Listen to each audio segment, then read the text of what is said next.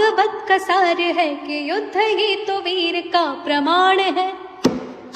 कौरवों की भीड़ हो या पांडवों का नीड़ हो, जो लड़ सका है वही तो महान है।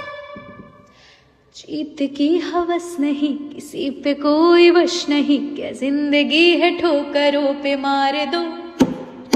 मौत अंत है नहीं तो मौत से भी क्यों डरे, ये जाके आसमान में दहाड़ दो।